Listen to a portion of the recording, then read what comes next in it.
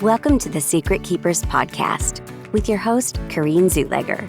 Join us as we uncover the hidden thoughts, stories, and moments that help bring light to the healing power of truth and examine how silence can affect us mentally, physically, and spiritually. We'll also share profound stories, interviews, and transformative narratives to help release ourselves from the hidden and step into healing towards inner peace, joy, and fulfillment.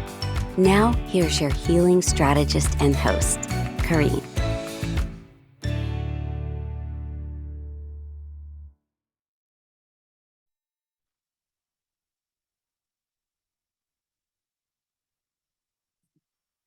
Welcome to the Secret KeepHers Podcast. And today, for my guest, I have Loryn Sheahan, and I'm going to have her tell you a little bit about herself. Well, hello, Corinne. Thank you. First of all, I like to start everything with gratitude. That's one of my secrets that we'll get into a little bit later, but it really has shaped who I am today by starting every single day, every single experience with gratitude. I feel like it helps look for the positive and the good sometimes when life is feeling a little messy. So, first of all, thank you for having me in your space, for allowing me to share a little bit about my journey. And thank you to everybody listening. This is a huge deal. I'm really grateful. And I hope by the end of this, you're feeling inspired to take just a little bit of action. And, maybe you want to try one of my secrets that I'm about to give you. It's going to be a good time, but I'm really excited. So first, thank you, starting all things with gratitude. But like Crane said, my name is Loryn Sheahan. And I'm a mama to two beautiful little boys, 4 and 2, and they are my whole entire heart. A lot of the reason why I'm doing what I'm doing is because of these 2 little boys. I'm also a wife. I'm a daughter. I'm a friend. I'm a business partner. But I'm also a human. I'm a human. Right. Whoa, right? Who makes mistakes? Mic drop. Let's end it there. Who makes mistakes, who has a lot of wins, who has highs, who has lows. And just because I'm on this path of growth and empowerment and healing does not mean I have it all together. I am a human, Yes, Crazy. yes, I can't believe it.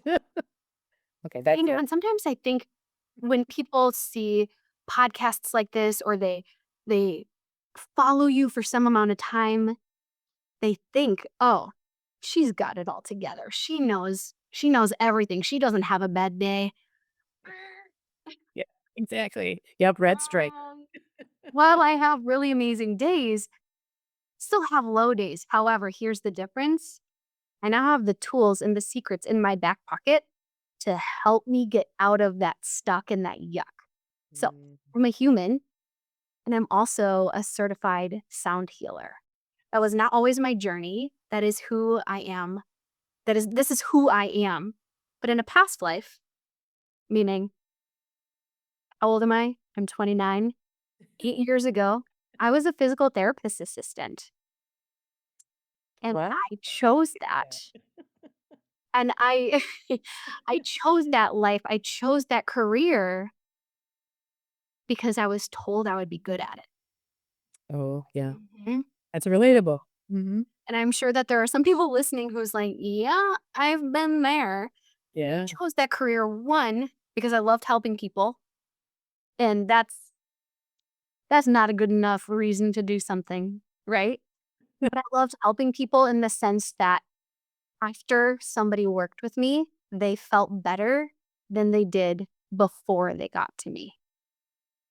It's kind of interesting the synchronicities now of the work that I do, right? absolutely. I I see. loved Hello. exactly. No coincidences. Yeah. But I became a physical therapist assistant because in 7th grade, the seed was planted in my mind. Oh, I think you would be good at that. Mm. And then I didn't give thought to anything else. It was just that seed was planted. Okay, well, society, my family, my friends think I'd be really good at this. They must have. Yes. You know what? And if they're happy, I'm happy. You know what I mean? Oh, yeah. Yeah. Yeah. We'll get into this juiciness a little bit later. So I went to college, I got my degree, I was a physical therapist assistant, and I was really good at it and I loved it. I got to work with horses. I got to work with kids that had different abilities on horseback. I got to help kids have some mobility. I worked in aquatics. I witnessed people with traumatic brain injuries take their very first steps with me post accident. I've witnessed tears and happiness and also a lot of sadness. And while I was really good at it, and while I enjoyed it, I knew that there was, something else calling for me. Mhm. And lo and behold, who knew that, my life would be a sound healer now? So that's who I am.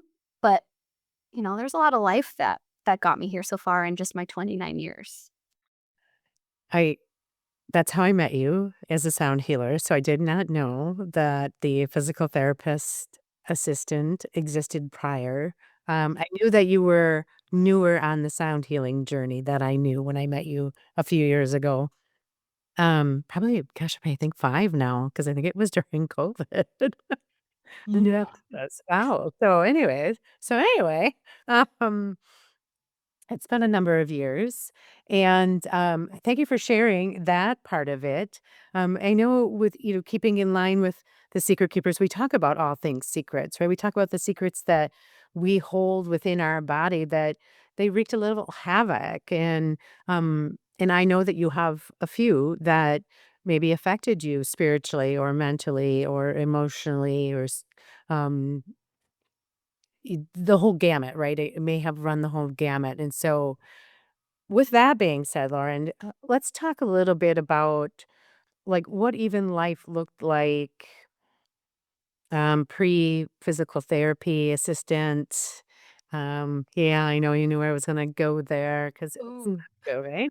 Yeah. So let's get into the juiciness of all that because you have, you have a life. You're 29 years young, and you're a mama, a married woman, and you have this beautiful family, and you do have a past, right? And I think often I hear people will say, I shed that part of me, or, it's time for me to, part ways with this. And I choose the integration process because I believe that we take all of our girls with us, right? I get a little bit of that from Brene Brown, is that no matter the life that we have traveled, in the parts of us that get healed, we integrate those pieces, and all them girls get to come with us. And I carry all of mine, um, because each one of those versions of me taught me something, Mm. and beautiful life lessons. Some of them maybe not as stellar and as shiny, but they're there. So let's talk about yours. It's about to get juicy. Yeah. I love Okay. this. Oh my gosh. I l- I love how you really prefaced this by making it important to remember that our past existed and those versions of us are still with us. Yeah. And we can heal and we can grow and we can shape and evolve, but our past happened. And it Mhm. happened whether it was amazing or whether it was traumatic. It's still with us and it's a part of our story, and it's the remembrance and the knowing that this is going to sound like a broken record. We've heard it all before, but we truly would not be who we are. We wouldn't be where we are doing what we're doing if it wasn't for our past. And Yes. I can confidently attest to that 100%. I would not be who I am at the age of 29 years old doing what I'm doing if it wasn't for the life that I lived leading up to this moment. It could have been so easy for me to stay stuck and stay negative and doing the people pleasing things. Sure. But there was a moment where I was like, I can't do this anymore. It's not fair to me. This isn't the type of mom that I want to be. And I really want to break these generational patterns and curses so my kids can grow up, you know, knowing maybe what not to do. They're going to make their own mistakes. I mean, let's be honest. But maybe I have a little bit of clarity and guidance. Mhm. So let's get juicy. Let's get into it a little bit. One of the biggest secrets that I carried growing up, middle school and high school primarily, and guys, I didn't realize this for the longest time because I was so in it, Mm. was the belief that my worth was tied to my external perception, how I was perceived by other people. And again, amen. Like Oh, yeah. I know that I know that there are probably people listening that can resonate a little bit. I held that belief that my worth was directly tied to the approval of other people. I think that that is, in general, what we see across the board, whether you're male or female or non-binary or, trans, whatever it is, we see that, right? Because we're taught to seek outside of ourselves, right? We're taught that God is outside of us instead of in us. So that in and of itself is, why we're constantly looking around and, am I right? Do I belong? Um, and Mm, it's very tribal. It goes back to, you know, that being worthy and fitting in and belonging is what kept us safe because when you were part of a tribe, if they banned you from the tribe, you might starve to death. You were Exactly. probably gonna get killed by the tiger because you didn't have your people surrounding you. So, I mean, Exactly. there are really deep-rooted things, that we don't look around and see that stuff anymore because it's just not an inherent danger anymore. We don't typically have saber-toothed tigers waiting for us as we step outside of the cave. However, you might have one living in your cave. So, but Exactly. yeah, so You might have fun living inside. And it's so true. This is deep rooted. And I'm sure there are so many people who can resonate with this. And maybe you've worked through it, or maybe you're listening to it right now and you're like, yeah, this is where I am right now. And I'm going to elaborate a little bit more so you guys can kind of see maybe some similarities or some patterns. And then I'll talk a little bit about how I was able to shift and overcome that. And so I tied my worth externally because at the time I did not believe that my worth lied within. I did not believe it. I did not know it. I truly thought that if people were happy, then I was happy. And so if somebody didn't like a part of me, if somebody didn't like something about me, I'd shift it. I'd reshape it. I'd tuck it away. I'd, throw it on the back burner. And I became really good. This is so I became really good at being whoever I thought people wanted me to be. oh, I became a completely. chameleon. I shifted. I changed based on who I was hanging out with. Sure. And on the surface, that looked like being a good friend. It looked like being easy to appease. It looked like being easy to get along with, being adaptable, right? Because I would have rathered people like a fake version of me than dislike the real, authentic me. Sure. And Yeah, that easier, right? It's easier to betray yourself than it is to have other people not like you. 100%. And that was really the start of a lot of my depression and a lot of my anxiety because I constantly had to keep up with the persona. I constantly had to keep up with the lies. Um, Mhm. I was not authentic to me. So it got to the point where I'm wearing my hair naturally curly now. Yeah, But I if love it. somebody made fun of my hair, straightened it. If somebody made fun of my laugh, changed it. If somebody didn't like my music taste, well, I would change it so it was the same as theirs. And truly what I was doing was abandoning myself piece by piece, Right. choice by choice.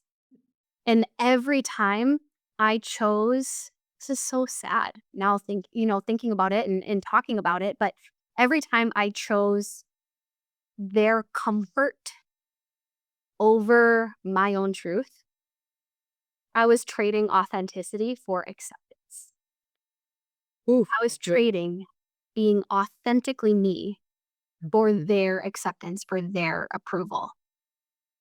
I do. I feel that. And I feel also that culturally, this is a problem that we have. Yeah.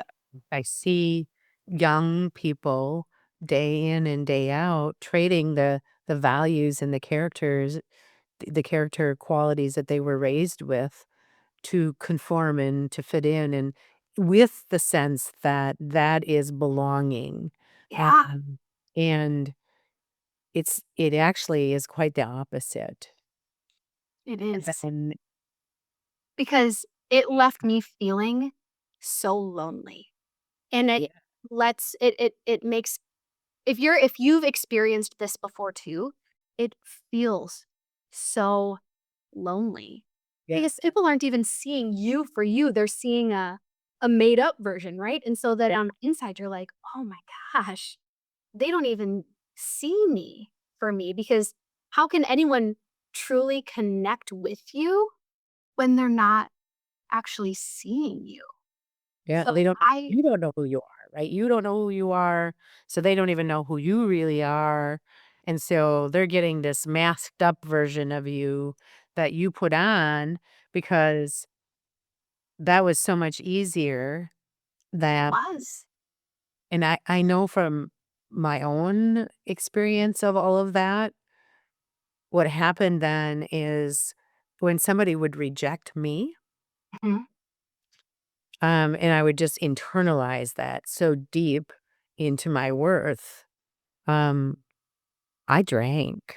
Like, I started drinking when I was 12, I mean, I started taking diet pills when I was 12. I started thinking about all of that kind of stuff, and it's like, like, in what planet, you know does this 12-year-old girl need to worry about the fact that she weighs 105 pounds and that, at 5 foot tall, she should only weigh 100, right? Model thin. But that was a thing in looking at every time I betrayed myself and gave a part of myself away.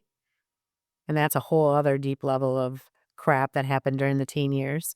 Um, Every time I did that, then it just became easier for me to reject myself from situations. So whether it be a circle of friends, whether it be from something I really wanted to go after, I would step back and be like, I'm not worthy of that. And I would hit the eject button before anybody else could do it because I couldn't handle the pain of that. So I feel it's so deep, Lauren, as you're talking. And I marvel at the fact that you're 29 and you are already getting this. You already understand it. So, like, the big mama bear in me is like, "This is so freaking awesome." And then the other part of me is like, "This should never be a problem." Right? 100%. And I think that that's why I'm so passionate about it too is because I wanna help our younger generation. I wanna help my kids, and I know the ripple effect is so strong. I want them to be confident in who they are because, sometimes you get on podcasts or you get asked, "Who are you?" And I'd be like, "What do you mean?" Because I mean, I had no idea who I was. I'd give them the facts. I'm Lauren. I'm Yeah. XYZ years old. I live in the country. I ride horses. And they'd be like, that's great, but like, who are you? What do you like to do? And I'd be like, crickets. I didn't know. And that was so sad. And so when you were talking about the rejection and the fear, for me, it caused so much anxiety and depressive thoughts Mhm. that I was like, "Holy cow." I really created this inner tsunami within myself at nobody else's fault, truly, but my own, because at that point, it's like, "Lauren, you did this to yourself." But you didn't know. I Like, I didn't think know. that's what's really important is because when we're maturing, we're looking we are looking to the elders. We are looking for wisdom, and it's such a lost craft in our society. Now people like turn on the TV and look to fake versions of whether it be what do they call it? Oh man, the shows where it's supposed to be live, but it's not really live. Like talk shows? No, no, no. Oh man, okay, can't think of the word of it. But it's like those shows like where it's a reality TV, right? But it's still scripted. And it's like what reality is reality. Reality is if you're blessed, you're gonna have a mess because that is truly life in general, right? To walk around and think, oh, cancel culture, I don't have time for that. I don't have, like if, we get to create boundaries in our life Yeah. and that is important, and there still are people not just because they're older, right? There are people out there with wisdom. Like, I look at you, I mean, I got kids your age, and I look to you and think, "You are so wise." Like, I glean wisdom from you, and can we do that? Can we look around and think, there's wisdom out here to be gleaned from other people, but it's such a lost thing. We're scrolling on our phones and we're seeking still that something external is going to make me feel better within. And that's just it. How many of our younger generation right now, even my generation, are basing their worth on how many likes they get on an Instagram reel or how many comments? Or how big the house is, or the kind of car they drive, or how much money they make, or Exactly. And that's the point that, I really want to share is that our worth lies within us. Our worth does not lie in the approval of others, in the opinions of others, how many likes we get, because those people don't know us. And so, to that version of me, that Lauren, then in middle school and high school, I often bring her to the front of my mind and I give her such a big hug because it's like, you Mhm. did this, yes, but you didn't know any better. You didn't know. You didn't have the mentorship or the resources or the tools. You were just surviving. And you're doing what you needed to do to get by. And I have so much love and compassion for that version of myself. And sometimes she's still with me. Oh, yes. Sometimes we hold hands all of the time, but we're growing and learning together. And so when I was going through a lot of anxiety, panic attacks all of the time. I even had a heart monitor when I was 15. I had two different ones because they cannot figure out my blood pressure. I had in high school at the age of 15 and 16, my blood pressure was 180 over 120. 180 over 130, which is high for a high Yeah, school. really? Yeah. Oh, sure. They could not figure it out. They never asked why I had anxiety, by the way. That's like a very popular thing now, but like back then it was Oh, yeah. not a thing. It's not a thing. They were like, she's high blood pressure, she's got a heart issue. So I wore heart monitors, which made my anxiety even worse because I was like, oh my gosh. Yeah, you wanna make a kid stick out like a sore thumb, then right? Exactly. More eyes are on me. People are asking me questions. Like I'm really being seen. I must be It was wild. And but a way that I coped always was one, going out by my horses.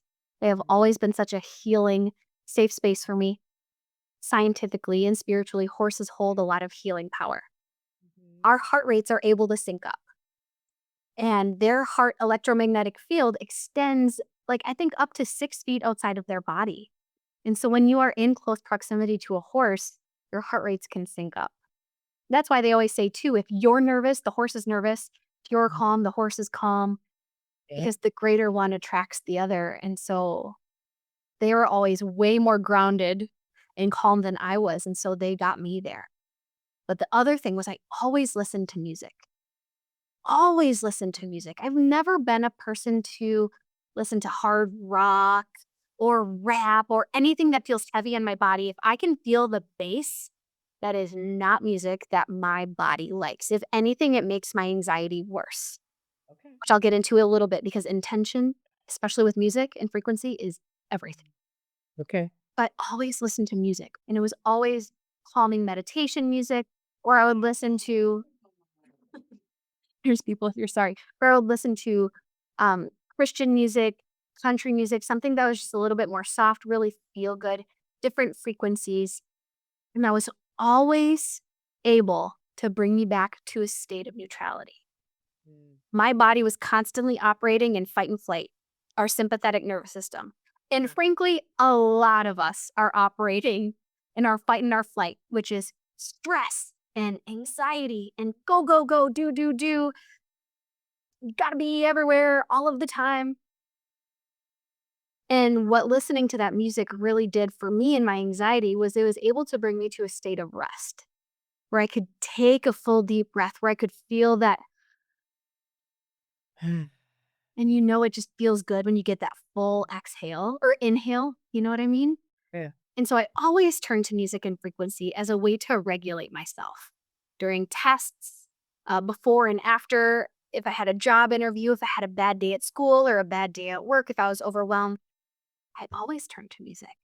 So it's no coincidence now that I'm a sound healer. I always used to tell myself I was probably like in a past life, I was definitely a musician or a singer or something. Something. And so then I went to college. I was a physical therapist assistant. What I loved about it, like I said before, was I loved that people felt better after they saw me. They came to me feeling some type of way, and after a session with me, I was able to help them feel better. And that's what I'm able to do with sound now, which is really profound and really beautiful. And this modality has really allowed me to remain at that rest and digest. Now, there are days, of course, because I'm a human, where life is life Oh, yeah. and the nervous system is firing. But because I have these tools in my back pocket, I'm able to really, really shift it. And that is one of my secrets is frequency and music and connecting to your breath. It's really, really helped me.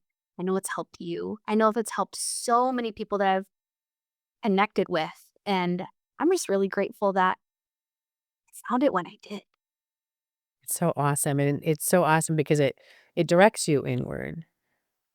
The vibration of the music, right? It leaves you into that being able to relax, and then that allows you then to go inward, Yeah. and tap into your greater self and connect with your source. And um, we've kind of lost that as a society, like that ability to be still. We're bombarded constantly by images and electronics and sounds and just sights and things that, it's constant. And so from the time children are small, and I have seen this, and again, not coming from a place of judgment, is just observation, where I see small children being handed iPads and telephones to keep them busy, and mamas, holding up a bottle, like, with their bosom and looking at their phone and scrolling instead of making eye contact with their babies, which babies read social cues, right? And if we're gonna have good social emotional language skills as they mature, they need to see us smile at them and make eye contact and make expressions and learn how to read that and regulate their nervous system. So there's so much more that goes into it. And you're able to take people, and the beautiful part about what you do with sound healing is sound. It has no age discrimination, right? This can be used on infants. It can be used on the elderly and everything in between. And not, it's anything living. Yes. It could be a plant, it could Yes. be an animal. If it has frequency, which everything does, Yes. you can use sound healing on it, and I love that. I'm like, "What better?" It's my favorite thing. And sound really can go where no words can.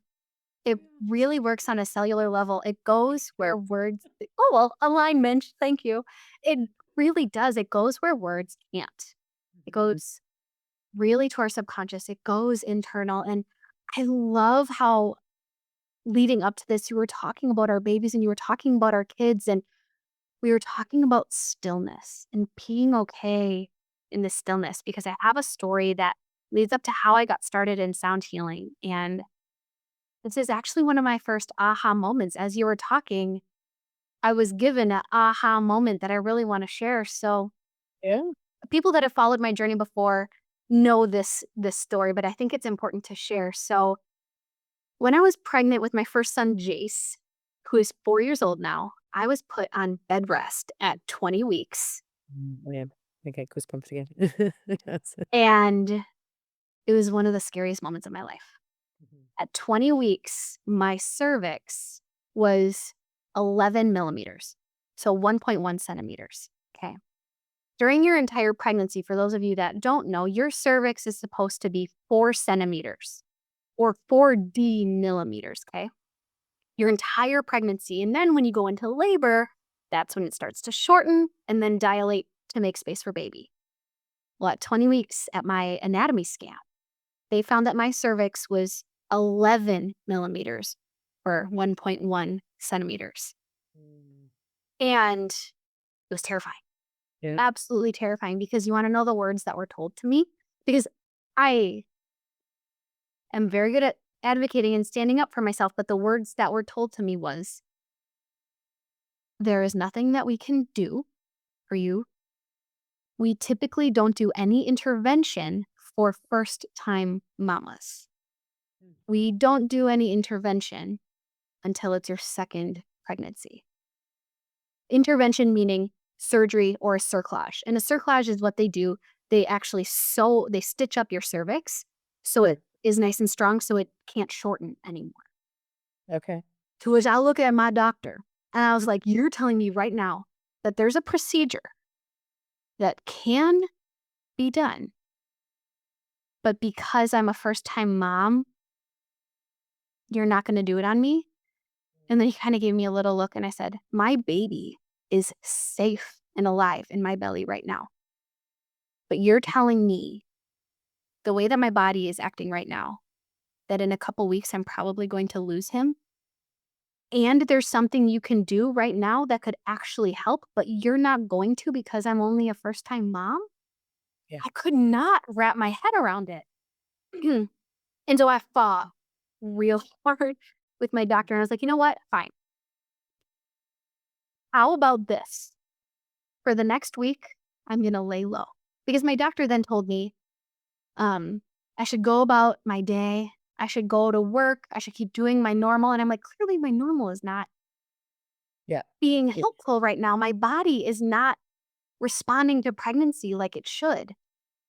He said, just go about your normal day and we'll see what happens. Well, I wasn't going to take that as an answer. I said, no, sir, you work for me. I can fire you if I want to. Yeah. And I said, for the next week, I'm going to go on bed rest.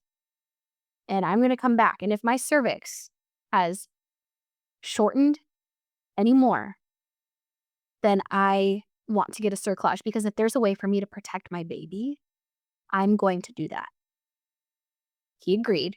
So I actually went on bed rest for a week. And when I went back a week later, even on strict bed rest, only getting up to go to the bathroom and let my dogs out, my cervix had shortened another 0.2 millimeters. And so at this point, I was 0.9 centimeters Okay. on bed rest. At that point, my doctor agreed to go forward with the cerclage. Thank you. During that week, I did a lot of praying, a lot of manifesting, a lot of affirmations.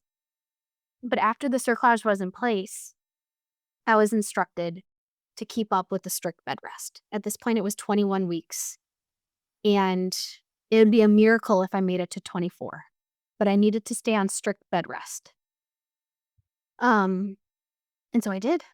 I stayed strict on bed rest. I only got up to go to the bathroom, to let the dogs out, and shift positions. I went from the bed to the couch and then to our recliner chair because I was so bored laying in bed, let me tell you what. My husband was so wonderful by making meals for me. He did a phenomenal job of like keeping up with the house because he knew if it was messy, I'd want to go do it. Sure. Yeah. But that time was one of the most challenging yet profound and divine experiences of my life. During bed rest, while it was so hard and many people may have crumbled, I felt the strongest I have ever felt. My mindset was the strongest it had ever been because I was taking time to be still, Yeah. because I was taking time to listen to my body, because I was truly connecting with my mind, with my breath, and I knew that stress and emotions can cause more damage than good. And so I was so keen on breathing, listening to my frequency, journaling. I was in my Bible, I was praying, I was saying all of the affirmations, I was looking over me and my baby. I'd never felt more connected to myself than I did during bed rest. So many people are like, how did you do it? How did you not go crazy? How did you be on bed rest? I was on bed rest for almost 16 weeks. Almost 17. I was on bed rest for 16 weeks. Like, how did you not go stir crazy? I was like, because I truly believe that this was my opportunity to know that being in stillness is not lazy, Yeah. that being in stillness is really what I needed.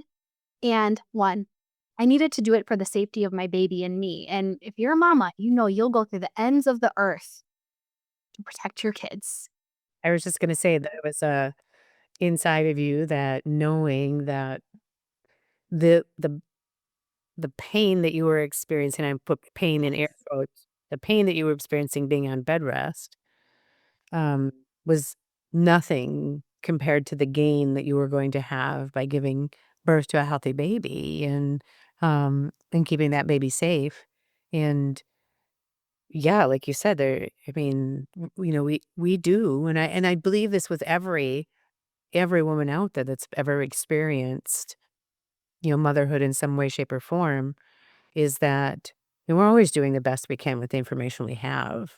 Yeah, Period. I just sometimes that information might look a little different. exactly.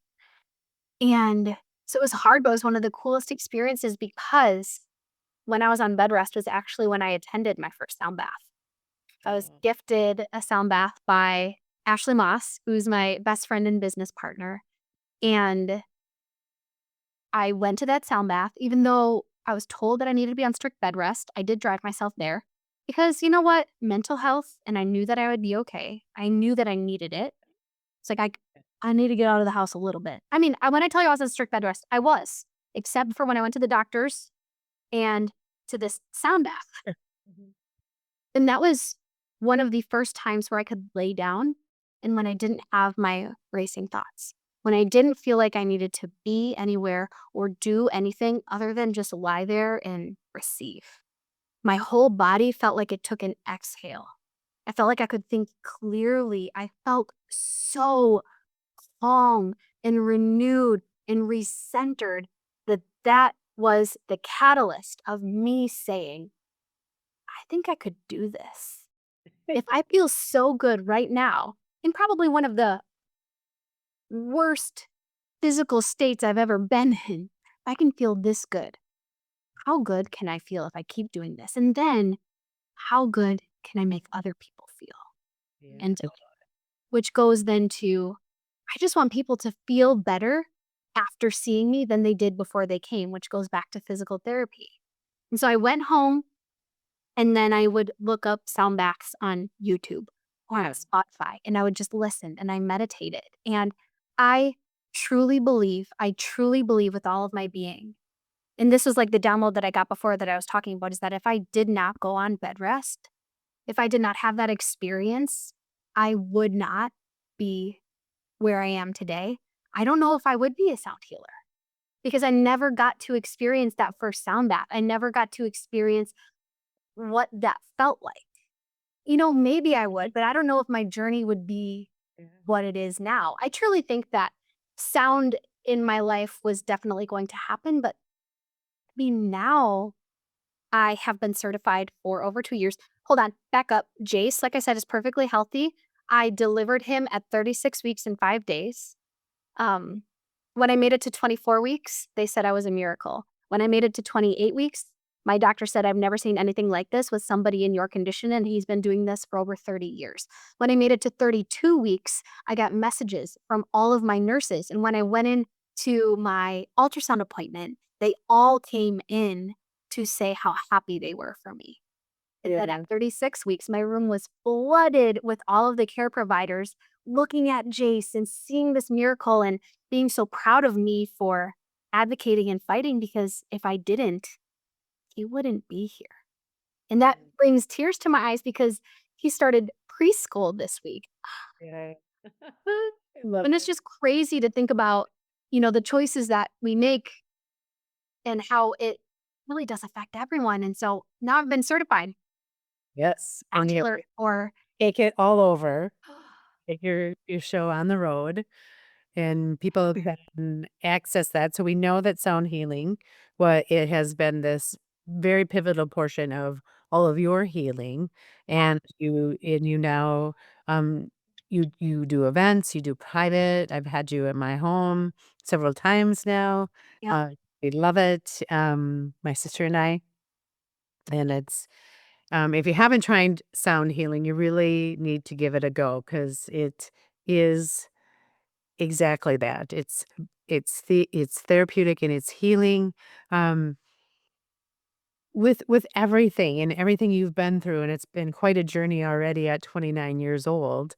Um, what would you say has been the biggest golden nugget? What is your takeaway from everything that you've learned so far, which we know, I mean, you're going to continue to learn, but something that you can share with the audience that would be super beneficial for them.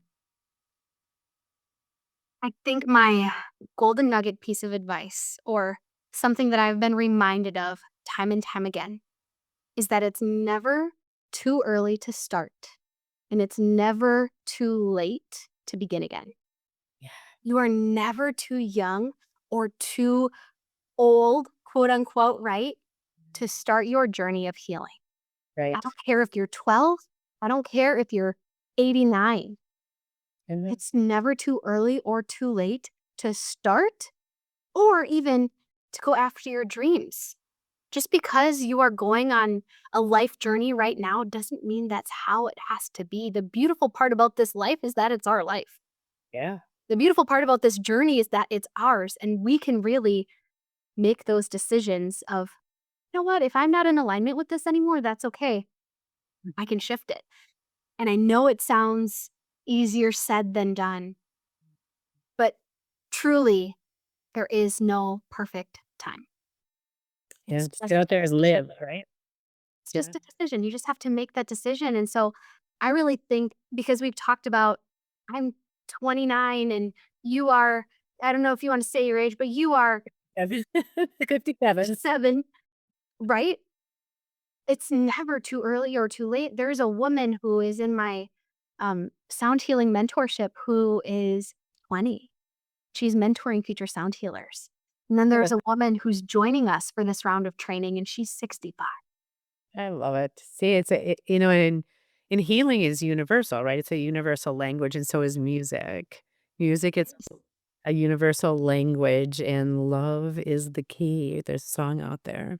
Love is the key. Absolutely. And like I said, sound and music can go where words can't. It truly goes to the soul. And that's why I'm so passionate about it. And like you Mm. said, if you're listening to this and you've never done a sound bath before, you can look one up on YouTube, or you can message me and we can have like a Yeah. fun little virtual date night, because we do these virtually too. Which, speaking of that, if somebody in the audience wanted to connect with you, Lauren, how can they find you? Oh, I'm everywhere. I'm everywhere. I'm going to give Corinne our website for you guys to kind of go on, because we have events monthly. But if you wanted to connect with me personally, I'm on Instagram and Facebook. Instagram is probably the easiest. So my handle, and I'll have Corinne send this in the show notes. In the show notes. Yeah. In the show notes. It's at Rise Up with Loryn. Loryn is spelled Loryn. And we can connect there. I also have an email that you guys can reach me at, but whether you want to try this for the first time or if you've been a frequent sound bath goer before, you just want to go to somebody new, I'm available. And I would just love to share this secret of mine with you of how I got to where I was to where I am now. Truly was by connecting with my breath and frequency and sound. It truly changed my life. Well, I love it. Well, thank you so much for coming on The Secret Keepers and sharing all your wisdom and your secrets with us. And like I said, I'll drop everything in the show notes. We'll have the best ways to contact Loryn. And I look forward to it. I have a feeling we'll be having another chat somewhere down the line. So Yay! thanks again for being on The Secret Keepers podcast. Thanks so much for having me. Appreciate you so much.